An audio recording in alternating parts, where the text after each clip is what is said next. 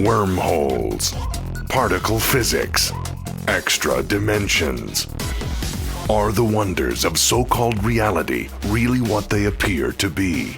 Or do we exist in an elaborate hologram? Is our universe the result of random activity or the result of intelligent design? If a creator was involved, can we discover him through our perception of divine order? This is Into the Multiverse with Josh Peck. What is the reductionist worldview, and how does that fit in with Christianity, or should it at all? Well, we have an interesting and unique episode. We're doing something a little different on Into the Multiverse today, but it's because it does apply to our audience and really, I think, every Christian audience. With me in studio, of course, is Christina Peck. As always, my lovely, beautiful wife. How are you? I'm wonderful. How are you doing? I'm doing fantastic. And our special guest, Timothy Alberino. Tim, good to see you again. Fantastic to be with you guys. Yeah, I think as of now, you're our most regular guest. Am I? Yeah, we've had you on, 4 or 5 times now, and they all episodes do really well. Yep. Our audience loves you, and of course, we love you, and we're glad to have you back in studio. That's wonderful. Pleasure to be here. All right. Well, this might be somebody's first time watching Into the Multiverse. If it is, where can they find us online? You can find us here on YouTube at youtube.com/Into the Multiverse, or you can go to skywatchtv.com. There you will see many other interesting articles and other advertisements for our other shows here. But if you scroll down and on the right-hand side, you will see a banner of Josh and I. You click on it, it will bring you right here to our YouTube channel. Or if you have Roku, go ahead and check us out on Roku on the Skywatch TV channel. Yes, absolutely. And if you do, we have some very exciting content that is just going to be for the YouTube audience. This isn't stuff that's going on Roku or anything like that coming up in the very near future. So make sure you check that out. Okay, so to just kind of jump right into this topic, usually when we talk, it's about giants or aliens or that kind of stuff. And when we were trying to figure out what we wanted to make the topic and focus of this show, you emailed me back with something I thought was something that all Christians are dealing with right now, even if they don't really realize it, because I don't think anyone's really put it into words. Well, what is this reductionist way of thinking, and why is it kind of detrimental? Well, there's an interesting phenomenon happening right now. Guys like us who put a lot of content out on the web have picked up on it. And that is that people are using the vast amount of information available to them on the World Wide Web to get dumber. Yeah. And it's very concerning to me. I call it a reductionist worldview. You take very complex issues and you reduce them down to their simplest form and call it truth, when in reality it's the other way around. We start off with a very simplistic perception of the universe, and as we learn more, we realize how complex things really are. You can take anything. I mean, if you talk about the macro scale or the micro scale, whether you're talking about the planets and the scope of the universe, or whether you're talking about the subatomic level, you're looking at a complexity that is almost unfathomable. Oh, yeah. And there's a reason for that. It's because God created, designed that complexity, and we can't even comprehend God's mind. He makes that very clear to us in the Bible. He doesn't think like us. So I think that Christians ought to trend towards complexity in their thinking and not be reductionists and basically go from viewing the universe as a complex system, integrated system, to viewing the universe in two-dimensional plane in a coloring book context. Basically, is what's happening. And what I mean by that is there's a tendency to, in order to truly understand something, to simplify it. Right. And that works with some concepts. And in fact, the Bible does that to a degree, but the Bible is a very interesting set of texts because, as Chuck Missler says, it's an integrated message. It is an integrated message, and it's multidimensional. And not only is it multidimensional, I think of it as a hologram. Yeah. Because in the Bible, you have a very simplistic revelation.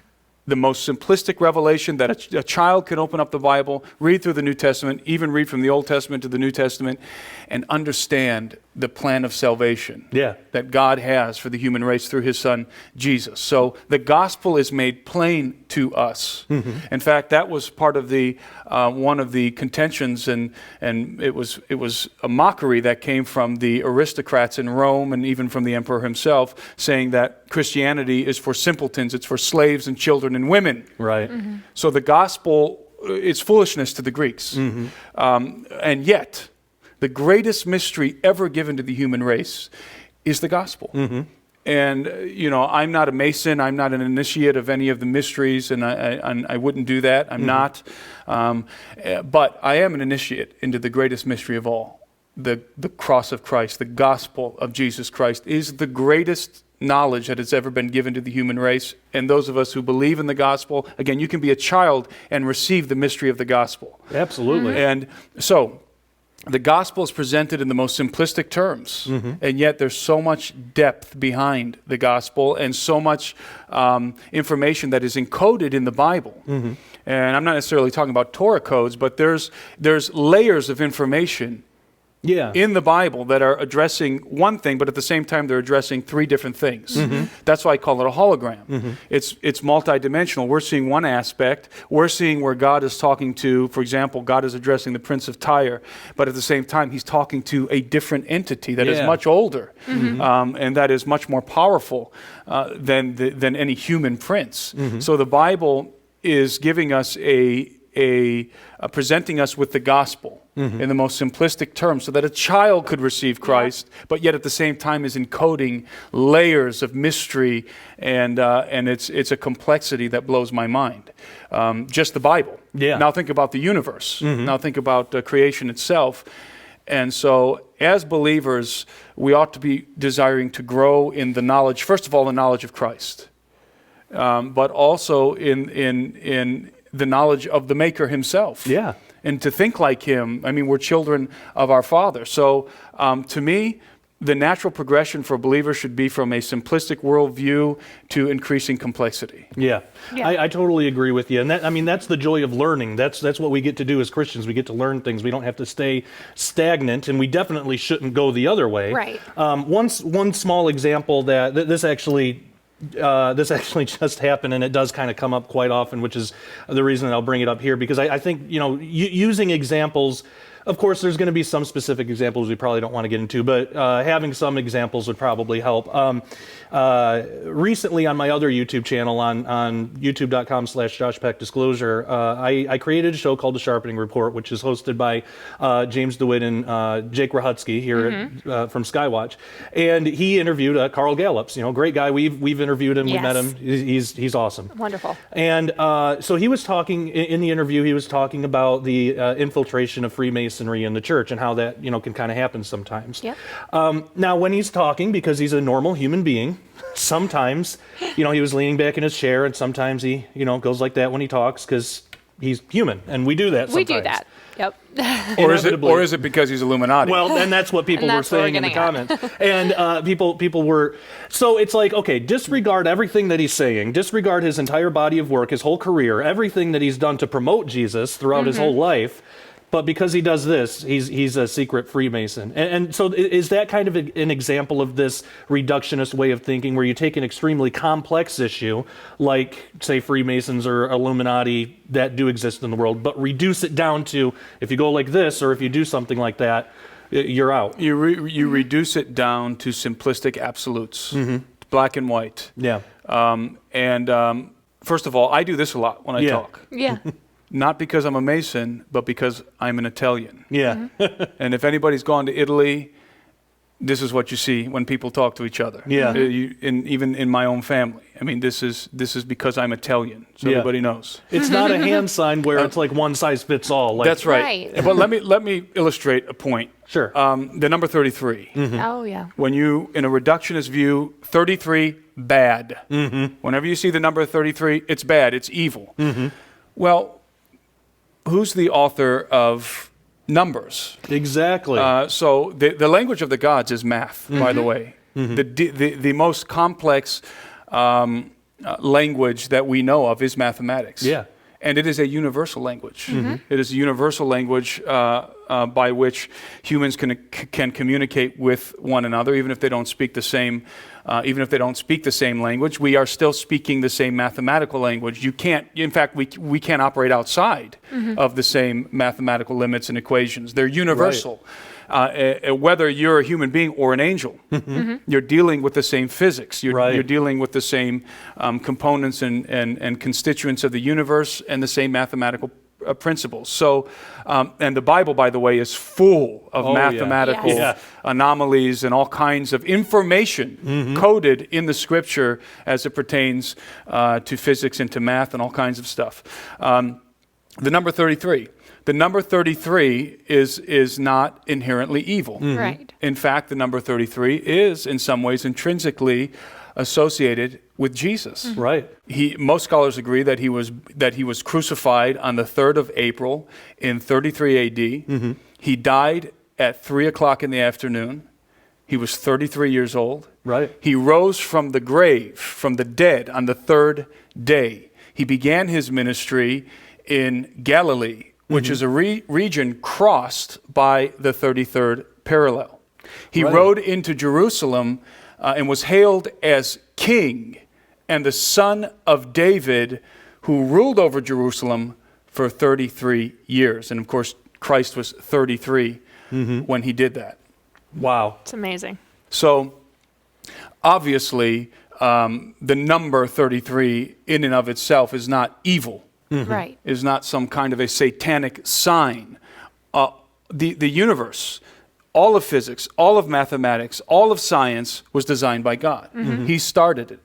And so there are much of what the occult calls sacred numbers and things of this nature are simply perversions of something that is true. That's right. That's Yeah. what I was talking to you about. Whatever, God, I said the same thing to him. God created everything. He used everything. What man has done and what the enemy has done to try to perverse it. That's exactly what happens. Something completely different. Yeah, so why would we want to not only allow but encourage the enemy to usurp these things of God? And we got to go to a commercial, but I want to bring up another example of that. Stick with us because we're going to talk with Tim more about this and why this is so important for every Christian nowadays, and why this line of thinking is so addictive. When we come back right after this. Right now, when you purchase the new book by Carl Gallup's When the Lion Roars from the Skywatch TV store, you'll also receive the award-winning documentary movie Inhuman, featuring the internationally acclaimed Skywatch television research team. Inhuman travels the globe and speaks with world authorities on the subject of transhumanism and unveils for the first time how breakthrough advances in science are moving humanity to a near future dominated by a new species of unrecognizably superior humans. You'll also receive the over 5-hour full-length audio series, The Coming Technocalypse, featuring Skywatch TV's Josh Peck and radio legends Doug and Joe Hagman as they expose the role of future technologies in biblical prophecy. All 3 items sold separately hold a retail value of $60. Yours now for only $29.99 plus shipping and handling at skywatchtvstore.com. Welcome back to Into the Multiverse. I, of course, am your host, Josh Peck. With me in studios, Tim Alberino and Christina Peck. If you haven't had a chance to do so, if you're watching this on YouTube right now, actually, we've made it really easy for you to subscribe. Just click on the little subscribe button in the lower corner of your screen, and then you'll have access to all past, present, and future episodes, and also some really cool stuff that we're going to be implementing in this next year. So you'll want to make sure that you do that. Okay, so to just jump right back into this, before the break, I was about to make an example, and this is controversial, but it shouldn't be. It's one of these things that people they interpret things differently, and ultimately, I think we have to allow people, individual Christians, to be accountable to God. Yes. We don't have to tell people how to live and all this stuff. But the Christmas tree, and the point that you made before the break, I think applies here too, because there are some that will say, well, it represents all these evil things. The evergreen tree represents all these evil things. Well, who originally created the evergreen tree? When I think about it, okay, the evergreen tree doesn't die in the winter, to to me, that represents eternal life. Yep, life I can't everlasting, imagine yeah. that when God created it, he thought, I'm going to create this thing for Satan, Yeah, why would he do that? the fallen gods and resurrection and all that, they'll have that, but I'll create it for. I don't think he had that in No. mind at all. But the enemy has tried to usurp that Yes. meaning, and of course that applies in a lot of different areas. But I think that's one of them. But it's become this huge controversy that there are those out there who will say that if you celebrate Christmas or even say Merry Christmas, you're a pagan, you're not a Christian, you're not dedicated to Christ, you don't believe in the Bible.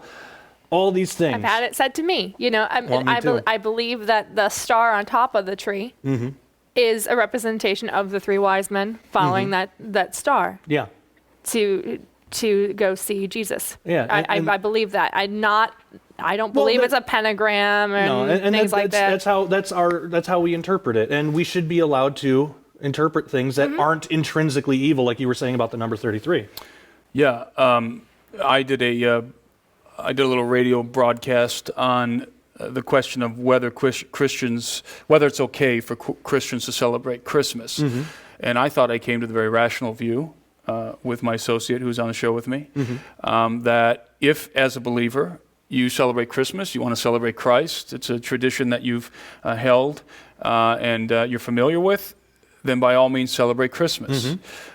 If you do not want to celebrate Christmas, you feel convicted about it, or for some other reason, or for some reason you feel like it's pagan or what have you, then refrain. Exactly. And I think that would be the biblical view. Yep. And I thought it was a rational view, but I was surprised to discover how simplistic Christians are beginning to think. And when I say simplistic, I don't mean that in a good way. Yeah. I mean, it's that reductionist mentality, that Christmas bad, this good, that bad. And they don't look at the complexity of the issue, and it is a complex issue. It's an extremely complex issue, and and people are beginning to attack the notion that God sees the heart above all other things, which is true. Yeah. He sees the intention of the heart, but the popular notion that's floating around the internet now is it doesn't matter what your heart is, you have to do things according to the Mosaic law and so forth, which is actually detrimental, I think, to a believer's process of maturing, and walking with God, and understanding how they should live in the time in which they live, in the culture in which they live. Plus, it also, by the way, and this is, I think, the real contention that I have, it renders believers, it incapacitates believers in society. It renders them useless in society and in culture. And people have to understand that society is given by God, that society is mandated by God, that government is mandated by God, that order in society, just as order in nature, is mandated by God. Yes. Not just, and it's not just Christian society or Hebrew society or Hebrew culture, it's human society. Yes. Right. It's human culture is mandated by God, that men would have a system of laws and that would in which they would try and act equitably with other men, try and govern equitably. And so as believers in Christ, living in the kind of a republic that we live in the United States, a democratic republic, we have the opportunity to influence society and to influence culture. And this reductionist attitude that's floating around out there, again, is nullifying the believer's effect in the realm in which they live. That's right. What's trending in a lot of Christian circles is the idea that we ought to be viewing everything through Hebrew eyes. That if you're not viewing this through Hebrew eyes, then you're not seeing the truth. Well, my saying is I don't view things through Hebrew eyes. I view things through human eyes. Yes. I am a human being. Yeah. And the gospel and salvation is not just for Hebrews, it's for humans. Yeah. It is the restoration of what we were supposed to be. And that's why Christ is not called the second Moses Right. or the second Abraham. Yeah. He's called the Adam. second Adam. That's right. He restores the human species, the human race to what it is supposed to be, what it was made to be, designed to be in the beginning, and we have fallen far. I mean, we are pathetic specimens of human beings, all of us. Genetically speaking, we are not gaining information in our genomes. We are losing information in our genomes, and we have a crutch of technology. If you were to take away the crutch of technology away from the human species today, we would be in a very, very bad condition. Absolutely. We would not be living very long, and we would not be able to deal with all of these ailments that plague us, such as cancer. And so the truth is that we're operating from a disadvantage. So the good news is that the gospel, that the part of what Jesus did and does and will do, is to restore those who are in him, will be restored to what Adam was meant to be, and even more so because now we have the second Adam. So it's about the human species being restored to what we were called to be, the human race. And so that's the hope that we have, in spite of the fact that that we're poor specimens in terms of human beings. We will be restored. In Christ, he restores all things, and that's part and parcel of the gospel. And so I view the world, I view everything through human eyes. Society and everything that goes on is the problem that we have, the condition that we find ourselves in is we are no longer able to interact with the Father and to comprehend the world in which we live like Adam was, and his progeny. I think that we, our ability, our faculty for comprehension is so greatly reduced, is so greatly deteriorated from what it once was, that we have a hard time even comprehending things that I think Adam and his offspring took for granted. Being able to interact and being able to perceive the different realms, perhaps the different dimensions, the different faculties of the brain that they were able to harness and use, and even how robust they probably were in comparison to us and their physical strength. So they were much more than what we are today. When I say they, I mean the antediluvians going back to all of our progenitor, Adam and Eve. So we're operating from a disadvantage. We are operating from a disadvantage when we're dealing with reality. We can't hardly even comprehend anymore what's going on. And so bringing this back to that reductionist mentality, we're already at a disadvantage. So it's folly to further reduce knowledge to its most simplest and base forms. Again, I think we ought to be progressing towards complexity of thought. I think when we as believers, we ought to have a degree of wisdom available to us that others do not. We should be able to perceive things more clearly and to comprehend things, even complex things. And I believe that there is grace to comprehend complexity. I agree. And we see we live in a world where a lot of people, and this isn't just a Christian problem, it's a problem all over. I mean, even politically, we see that from the left and things like that, and some from the right too. But taking on this type of worldview, I don't think helps anything. It's completely the opposite of what was intended when God put all of this into motion. We're supposed to learn. We're supposed to think of things more complex than we used to. Right, and not have this holier than thou attitude. And I know more than you because I have secret knowledge. Sound familiar? I have secret knowledge, and you are too stupid to understand what I see. And that whole attitude. I think a lot of. And I actually don't even think it's a lot of Christians. I think it's a minority of Christians that are just louder than the others. I think that's probably true. I think that's what's going on.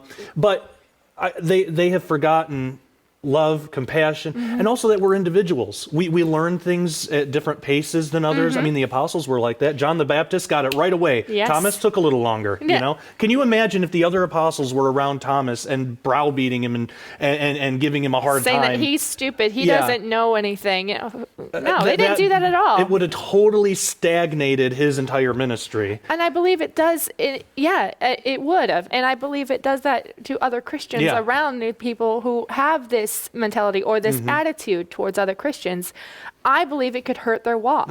I believe it could even turn somebody off to Christianity. Oh, well, I can't do anything right. Christianity's too hard. Never mind, not going to do it. And it's not supposed to be hard. The No, burden's it's not. supposed to be light. Well, the reductionist mentality also creates divisiveness among believers. Yes. Because rather than understanding the complexity between doctrines, different creeds, different points of view, people are beginning to box themselves into very elite circles in their minds and of thought. Yeah. I think this way, therefore you're not part of my group, and eventually it becomes, and we're not even sure that you believe in the Bible anymore, or that you're even saved or whatever. So the end game is divisiveness. Yeah. See, when you're moving towards complexity and you're maturing, that's a mature point of view. You begin to understand the different dynamics at work in people's lives and the different intricacies involved in doctrines, differences of doctrines. Yeah, why people think the way they do and how sometimes it's okay to have differences in opinions. Yeah. You know? And that's the phenomenon that I mentioned in the beginning, that with so much information and connectivity available to us via the internet, instead of enriching each other with our different points of views, the very opposite is happening. Yes. People are coalescing around particular ideas, and they're becoming very vicious about Yes, it. they are. And that's and I think everybody who operates in the world of the internet is picking up on that very quickly. That instead of becoming more connected and enriching our points of view, the very opposite has been occurring, and it is a loss, in my opinion. It's a lost opportunity, and it's a reductionist view that does not lead to more information. It's actually losing information. Yes. And at the end of the day, you become a very cynical person, sitting in front of your computer screen with your worldview. Everybody else is wrong. Furthermore, not only are they wrong, they're Masonic. Yeah. Yes. Or they're in on it. Or they're Yes. part of the Illuminati or whatever. They're a plant. And you live in this incubated mindset. And now you only communicate with others who think exactly like you do, and you have deduced everything down to one singular conspiracy, whatever that conspiracy happens to be. That is a very unfortunate state that a lot of people are finding themselves in. If people want to find out more about you, follow your work, where can they go? I got a YouTube channel, Okay. Timothy Alberino. You can go to, we also have a YouTube channel for Gen 6 Productions. Basically, anything we do as Gen 6 Productions or anything I do, I put up on YouTube. So Awesome. Awesome. Good deal. All right. Well, I want to thank all of you for joining us once again to Into the Multiverse. Until next time, and as always, take care and God bless.